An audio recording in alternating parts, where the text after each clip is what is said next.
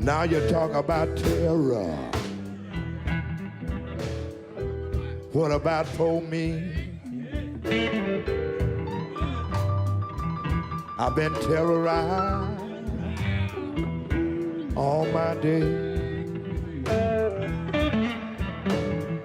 Hammer all my day.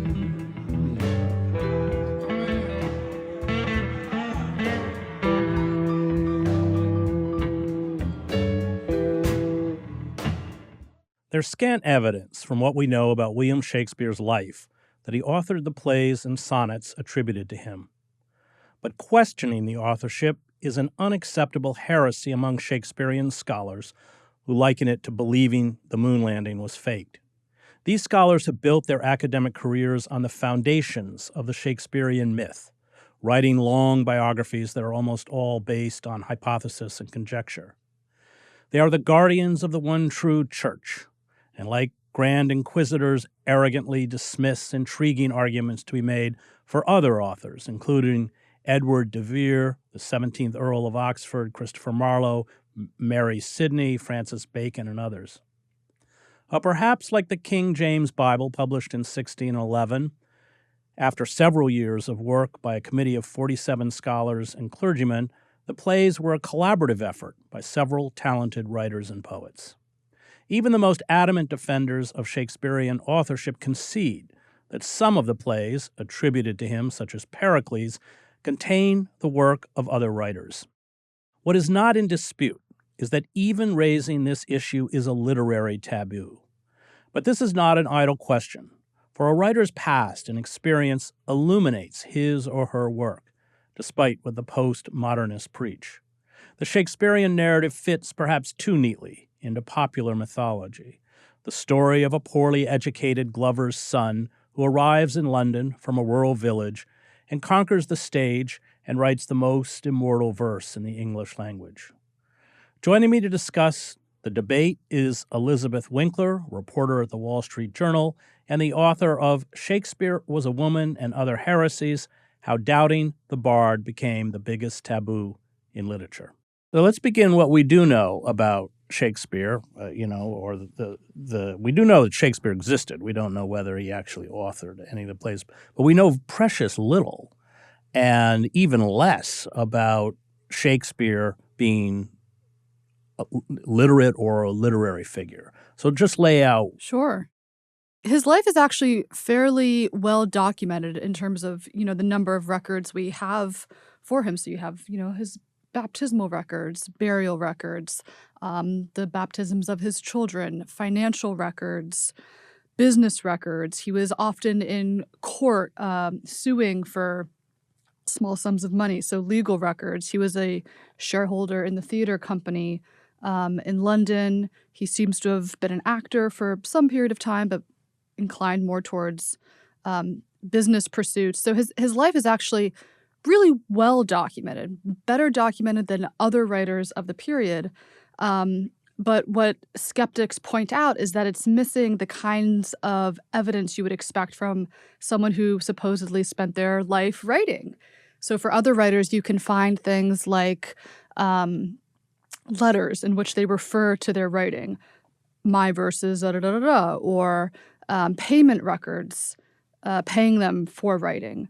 Or when they die, you can find something like eulogies or mention to notice of their death. Our poet Edmund Spenser died last Saturday and was buried at Westminster. So that kind of stuff, that testimony, that paper trail for a writer's life isn't there for Shakespeare in the same way. And then there are documents where you sort of would expect to find something like his will, where you'd think there's some mention of his legacy, his works, his literary interests, and nothing. No mention of poems or plays or manuscripts or a literary life of any kind. And that's part of what raises the questions. Well, you also raised the point. You ask, how could a writer, any writer, let alone the greatest writer in the English language, be indifferent to the literacy of his children? It's another bizarre thing. I mean, what's fascinating about this subject is just how many problems there are, how many different kinds of problems. His one daughter signed her name with a mark, which was generally a sign of illiteracy in the period. This was most most women of the period were illiterate unless they came from fairly wealthy households, and another daughter signed with a signature described as painfully formed, which was probably the most she could do with a pen. So it's a strange thing. The women in the plays of Shakespeare are highly erudite. They're writing letters. They're composing sonnets. They're reading Ovid.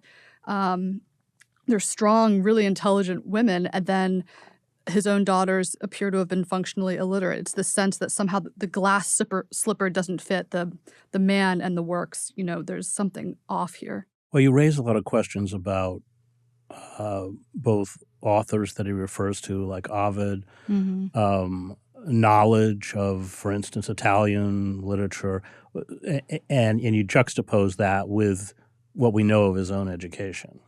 Right. There's an assumption that he attended the local grammar school in Stratford. The records don't exist, so we don't know if he actually did. But the grammar schools, they were provincial one-room schoolhouses that taught Latin grammar and arithmetic. And even Shakespeare scholars have said, Shakespeare's knowledge of classics and philosophy is puzzling. The scholar E.K. Chambers said, an education at the grammar school doesn't explain it, because they're just absolutely brimming with the new learning, Renaissance humanism, knowledge of Greek drama and political philosophy and French and, Italian literature, European geography, French court politics, theology. They're so knowledgeable. And there's no trace of how he acquired this knowledge. It's sort of miraculous. One scholar, Samuel Schoenbaum, very famous Shakespeare scholar, said, Shakespeare was superhuman, which is hilarious as an explanation because, of course, it's not an explanation at all. There's this mystery around how the plays were created. And scholars acknowledge that. The Folger Shakespeare Library edition of the plays says, how this man or how any man came to write these works is one of the world's great mysteries. But instead of sort of prying into the mystery or questioning or, trying to dig deeper, there's this sense that you should sort of let it be, revere the mystery. Well, it's worse than that, Elizabeth. If you ask that question, as you know. Yeah. And let's talk about that. I mean, that you say that you write, the authorship question is, in the fashion of religious wars, a messy, ugly dispute. No one takes kindly to the denial of his God. Shakespeare scholars, which is to say the Shakespearean priesthood, the ordained and professionalized ranks of Stratfordians, decry the snobbery and the view that a Glover's son could write. And you interview a lot of these scholars, and to be frank, they don't come off very well. But let's talk about the priesthood, why they're invested in it.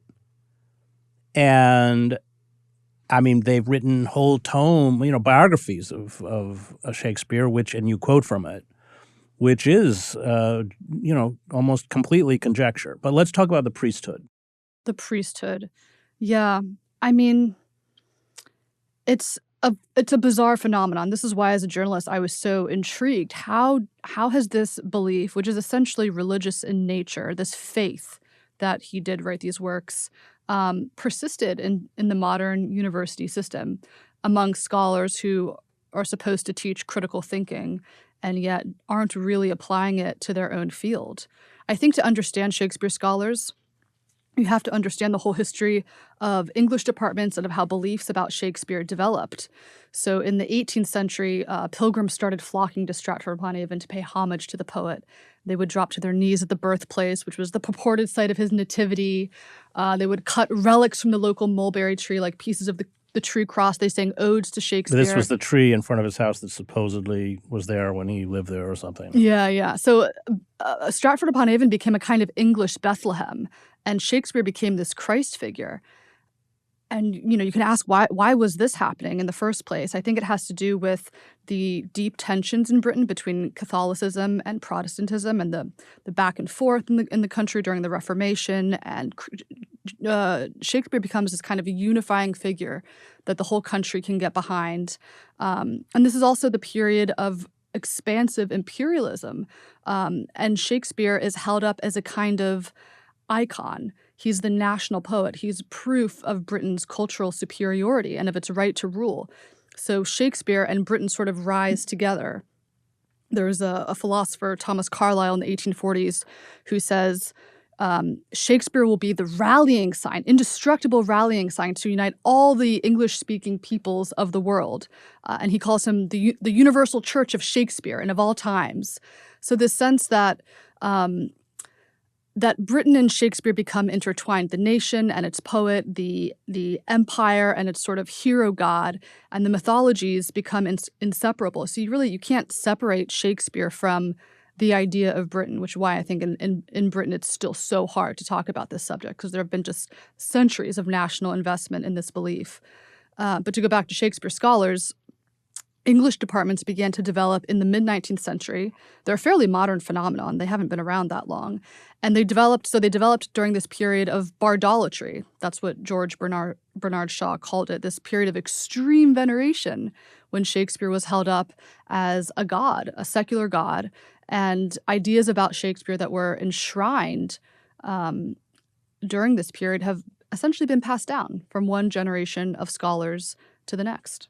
Well, you have whole academic careers that are invested in the figure of a Shakespeare. And Right. let's talk about that. I mean, let's look at some of the modern scholarship and why, because this is not a book that claims that that Bacon or somebody wrote Shakespeare. But it's just the fact that you've even raised the question has triggered a deep animus, which I want you to talk about. But first, I want you to talk about how these professors at Harvard, some of whom I had, have built their careers on Shakespeare as a literary figure when we have no proof, as you said, that he was, in fact, literary in any way. Yeah, I mean, I think there are a lot of psychological dynamics at play. Groupthink, to which academia is not immune. And that refers to the phenomenon of, a group sort of cohering around a core belief that's not questioned and excluding anyone who deviates from that group doctrine. So Shakespeare scholars will have all sorts of disagreements, interpretive disagreements about the plays, how you want to read them, but they do for the most part adhere to this core belief of the authorship, and it really unites them against sort of the outsiders, the anti-Stratfordians. That's the one thing that draws them all together. Other dynamics like, confirmation bias, the need to win approval from your department chairs, peer reviewers, journal editors, colleagues, that encourages a dynamic of conformity, I think. And you're not going to sort of win the grants or get the promotions, get tenure if you're raising this question about the authorship. Well, you write about an academic in the book who did raise the question. There are renegades. But they get pushed right to the margins. It's a funny thing. After I published an article on this topic in The Atlantic a few years ago, one professor at a very prestigious university reached out to me and he said, look, yes, of course, Shakespeare could be a pen name or a scam or a committee of various people, but he didn't want to be on the record, and he clearly wasn't going to say this publicly himself, because it's just not worth it. You get so attacked as a kind of a conspiracy theorist, a Shakespeare denier, compared to these really, compared to anti-vaxxers or Holocaust deniers, sort of purveyors of disinformation and bad actors. It really becomes a sort of moral taboo to question Shakespeare. So that's not worth it. No one wants to go through that. No fun. So they just don't go there. Even if they do have doubts about the authorship, let it go, focus on the plays, analyze the plays. As he said to me, he said, I think we have enough cut out for ourselves in figuring out what the plays are doing in themselves. Though, of course, you wonder if understanding more about their author might not help with that. Well, at the end of the book, you interview, is it Marjorie Garber, who taught at Harvard. Right. It's a really interesting interview. I'm so glad you enjoyed it. I think some people have misunderstood that interview. Why don't you talk about it? I thought it was fascinating. Thank you. I've totally concurred with your reaction. Okay, interesting. Marjorie Garber is a very famous Harvard scholar. She actually just retired from Harvard a year or two ago, and lives now in England. I met her at her home in Hampstead. She has written, some 20 books on Shakespeare. She hasn't touched the authorship. She hasn't written a Shakespeare biography the way someone like Stephen Greenblatt or James Shapiro have. And she has said sort of, interesting things like Shakespeare is present as an absence, which is to say as a ghost, or so much seems invested in not finding the answer. So she's kind of dancing around the subject in some of these statements. And she's a postmodernist. She trained at Yale in the 80s. She draws on Derrida and Freud and Foucault and theory. So she's really all the people who've destroyed literary studies. Her take is really the supremacy of the text. The text is what Right. matters. The author doesn't matter. Right. Very death of the author. And I wanted to sort of try to pin her down on her position on this topic. And when I spoke with her, she just kept saying, I'm interested in the plays. I'm interested in the characters. I'm interested in the language. I'm interested in how they've been interpreted by actors. I'm interested in how they've been read. I'm interested in sort of Shakespeare and how the text influenced modern culture. She was interested in everything to do with Shakespeare except who wrote the works, which is so telling, isn't it? It's so fascinating. And we sort of went around and around, and I said, well, look, if it came out at some point that the author was someone else, wouldn't that affect how you interpret the play, since it's the interpretation that's so important to you? And she said, well, I don't think of them as coming from a person. I think of them as a text. And I said, well, okay, but the text doesn't just appear out of thin air, right?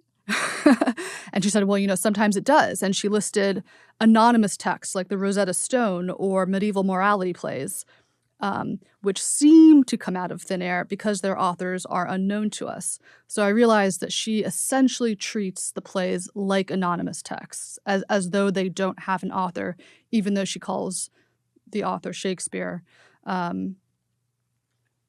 It was baffling to me, because how can you, as a scholar, devote your whole career to these works? She clearly cares about Shakespeare so much. She's fascinated by the plays. She said, I rethink my interpretation of the plays every day. How can you be not a little bit curious about where they came from, or who this person or people were, who what the influences were in their life? How do these works come about? How can you not just want to know that, even if you're not going to write a biography? So it was kind of jaw-dropping, I thought, but also extremely telling, because it was as though she had put on blinders and she would look at everything, but she wasn't going to go there. What was the cost? It wasn't. She kept saying she wasn't interested in it. Okay, but I think also, I sort of leave it to the reader to decide what to make of that exchange.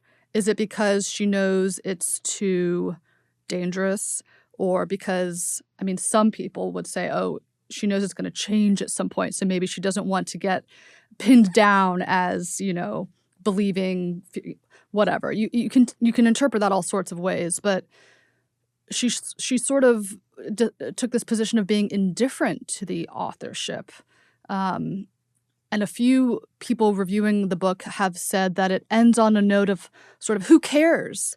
But that actually is not the point I'm making. I'm holding her indifference up for kind of critical appraisal. Yeah. Here's a Shakespeare scholar who says she doesn't care. Well, the ends on the How book bizarre. with you asking, how can you be indifferent? Yeah. Let's talk about the biographies of Shakespeare. It's Sure. one of my They're favorite amazing. They're parts hilarious. of the book. Yeah. And maybe some of the, just some examples of the exchanges that you had, because you were in dialogue with these people. But Well, let's talk about the biographies, and then also, when you actually, and then there was this debate between the Supreme Court justice, so just talk a little bit about the biographies, and then the reaction to those questions by the Stratfordians. Shakespeare biographies they've been called biographical fiction. One of the big examples I use in the book is Stephen Greenblatt, Harvard scholar's best-selling biography, Will in the World: How Shakespeare Became Shakespeare. And these books essentially try to explain the mystery, how Shakespeare became Shakespeare. And it is a mystery. There was a gathering in 2016 of scholars at the Folger Shakespeare Library in DC, and it was called Shakespeare and the Problem of Biography. And they were all sort of wringing their hands about how difficult it is to piece together Shakespeare's life and how he came to write these works. And one of the scholars said, the biggest lacuna of all is the mystery of how he ever became a writer in the first place. They don't know. But it's sort of this vacuum is incredibly productive for them because it allows them to imagine. So the biographies, if you take out a highlighter and circle as you go, you'll find they're full of he must have, he could have, should have, maybe, probably, surely, no doubt. They're speculation. And so they all come up with different variations of this tale, what he was doing in the years before the works appeared. They're highly imaginative. They're often compelling because they read like fiction. So they're fun. They sell well, but they're not historically accurate. And scholars know this. They know it's a problem with the biography, but for some reason, it doesn't make them question. The funny thing about that conference, Shakespeare and the Problem of Biography, was they didn't consider that the problem of biography could be that they have the wrong biography. It's a very funny thing. Greenblatt's book begins, "Let us imagine." It sort of sums it all up right there. Let us imagine. And it's the tale of Shakespeare is this rags to riches story, sort of archetypal hero's journey of a boy who comes from very humble beginnings and miraculously becomes the greatest writer in the English language. And it's a beautiful story. We love stories like that. The rags to riches tale, George Lakoff said it's one of our deep narratives, he calls it, because you find it in religious stories, in fairy tales, in the narratives of charismatic politicians, I came from nowhere and look, where I am now. It's a very compelling narrative structure. Let's talk about some of the confrontations. And I don't want to forget that we should bring up Mark Rylance, one of the greatest contemporary actors. Yeah. But I'll let you go from there. But let's start with some of these confrontations, which frankly are just hilarious. I'm glad you found them entertaining. Well, let's see. I spoke with Michael Whitmore, the director of the Folger Shakespeare Library in D.C., and he occupies a kind of diplomatic position, right? Because they want to welcome everyone to the Folger, scholars as well as skeptics, lovers of Shakespeare, of all stripes. And when I asked him about the authorship, he said, I follow the scholarly consensus. And then he added, when it comes time to, I'll know my cue. And I sort of leaned in like, when it comes time to what? What do you mean? Do you think the pendulum's going to swing? What's that all about? And he sort of clammed up and said, are you going to quote me? And he didn't want to talk about the authorship anymore. So that's the reaction you get from some scholars. He was happy to talk about the Folger Library, but not going to talk about the authorship.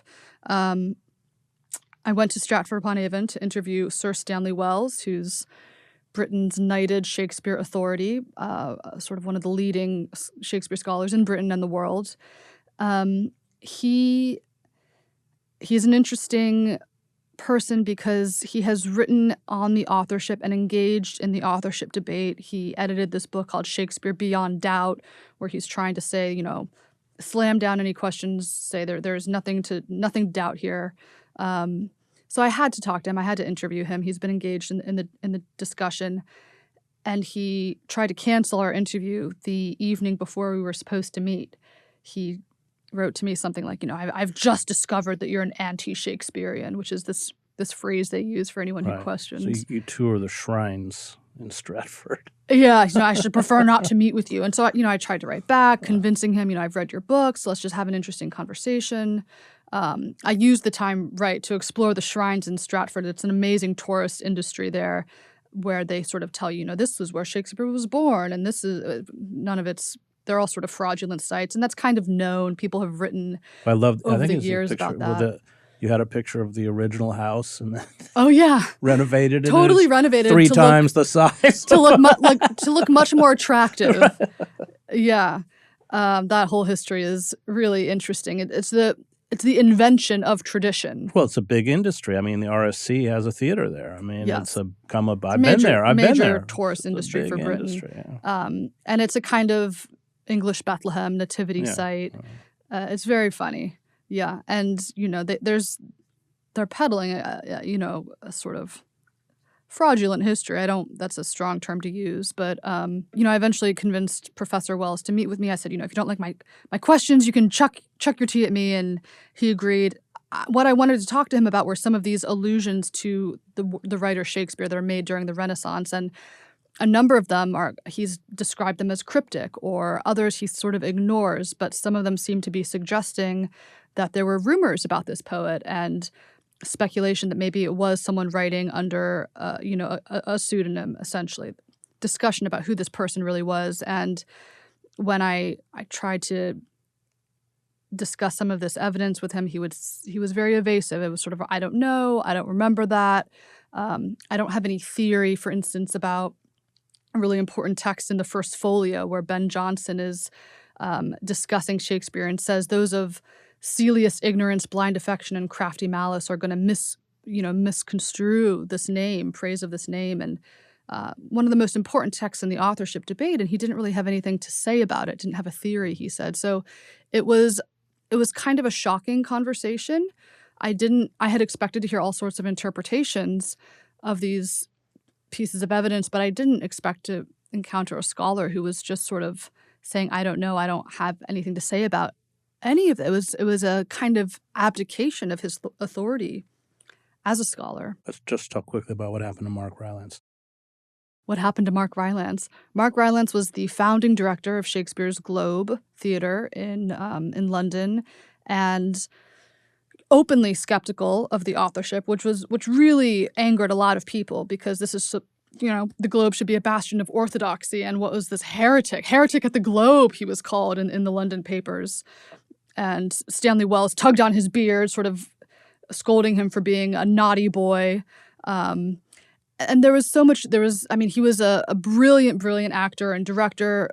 He was considered, incredibly successful tenure at the Globe. He drew in huge audiences in this Elizabethan theater, which a lot of people were skeptical at first, skeptical whether it would succeed. It did incredibly well, but there was so much criticism and I think he felt abuse, that's the word he uses in my interview with him, towards him for his, just for asking questions about this, or, and he was sort of pulled behind, he'd go on stage, perform Hamlet, and then be pulled into a back room and scolded, and told what he could and couldn't say about the authorship. But he left over this issue. He did eventually leave after he was there for the better part of a decade, maybe 7 years or something. I think he felt he'd just had enough. And I think there was perhaps also a feeling that other people wanted him out, were pushing him out. Let's talk about some of the candidates. Marlo, of course, Bacon. Just run through some of the ideas that people have had. Sure.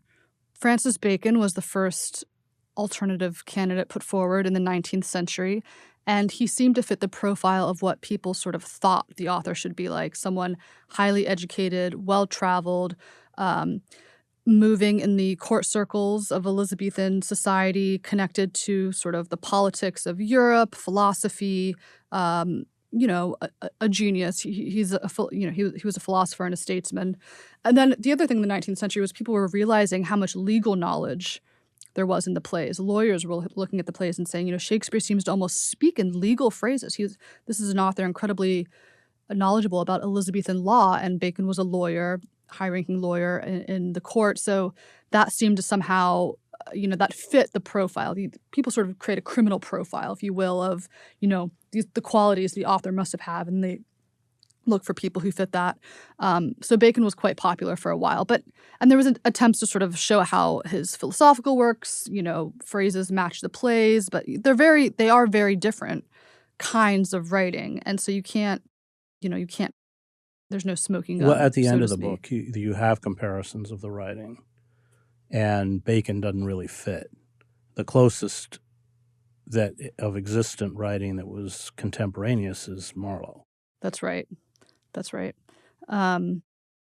So other candidates have been put forward since then. Marlo is one of them because his writing so closely resembles, some people even say sort of, Shakespeare haunts Marlowe's expression. They're Shakespeare so shaped by Marlo. So some people thought, well, Shakespeare is so similar to Marlo because Shakespeare must have been Marlo, and the circumstances of his death are very He was a government agent. We won't get into it, but it was kind of murky about how he died and who examined his corpse, etc.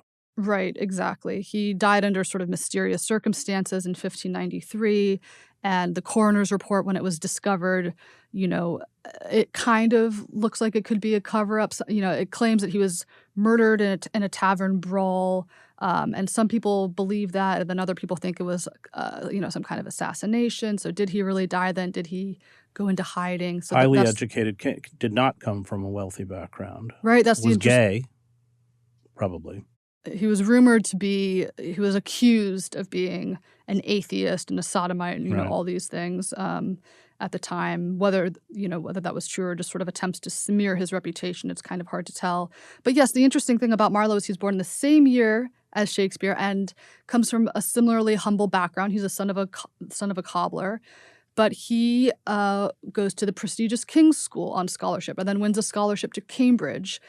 So you can actually trace the course of his development. And it's not a great mystery. You can see how his genius was nurtured by education. Same thing with someone like Ben Jonson. We know he went to the Westminster School. He credited his tutor, William Camden, for being the person who sort of taught him everything he knew, he said. So for other candidates or other writers of the period, I should say, you can trace the course of their development and their education, and that's what's missing with Shakespeare. Great. Let's stop there.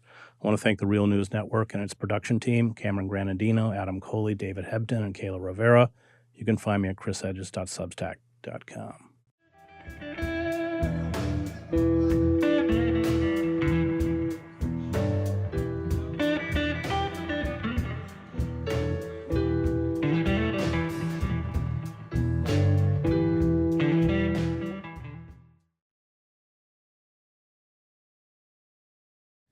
Thank you so much for watching the Real News Network, where we lift up the voices, stories, and struggles that you care about most. And we need your help to keep doing this work. So please tap your screen now, subscribe, and donate to the Real News Network. Solidarity forever.